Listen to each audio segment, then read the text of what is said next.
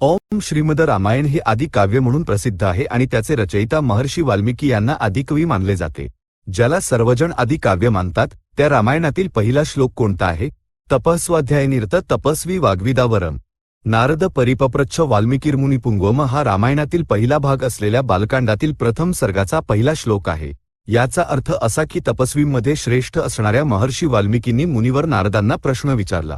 नारद मुनी हे वाणीच्या ज्ञात्यांमध्ये श्रेष्ठ आहेत आणि ते नेहमी तप आणि वेदांच्या स्वाध्यायात मग्न असतात.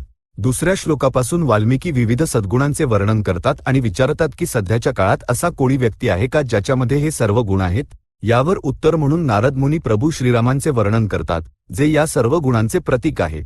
कारण नारदजींनी बालकांडाच्या या पहिल्या सर्गात संपूर्ण रामकथा थोडक्यात सांगितली आहे, म्हणून या सर्गाला संक्षेप रामायण या नावाने ओळखले जाते. असे मानले जाते की या सर्गाचे पठण केल्याने संपूर्ण रामायणाच्या पठणाचे फळ मिळते. रामकथा ऐकल्यानंतर वाल्मिकी दुपारच्या स्नानासाठी तमसा नदीच्या तीरावर गेले. तिथे त्यांनी क्रोवच पक्ष्यांची एक जोडी प्रेमात मग्न असलेली पाहिली.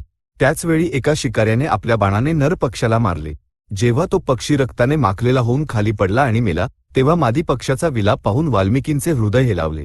त्या करुणेतून त्यांच्या मुखातून शोक श्लोकाच्या रूपात असा बाहेर पडला: मा निषाद प्रतिष्ठा त्वंगम शाश्वती समा यत्क्रौंच मिथुनादिकं वधी काममोहितम. याचा अर्थ असा: हे शिकाऱ्या, तू प्रेमम नसलेल्या या क्रोवच पक्ष्यांच्या जोडीतील एकाचा वध केला आहेस, त्यामुळे तुला इथून पुढे कधीही शांती आणि प्रतिष्ठा मिळणार नाही.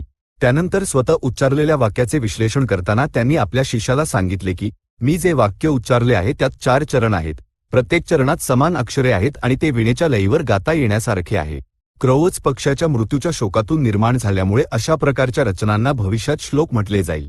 अशा प्रकारे वाल्मिकींनी केवळ पहिला श्लोकच उच्चारला नाही तर काव्यप्रकाराचे नामकरणही केले.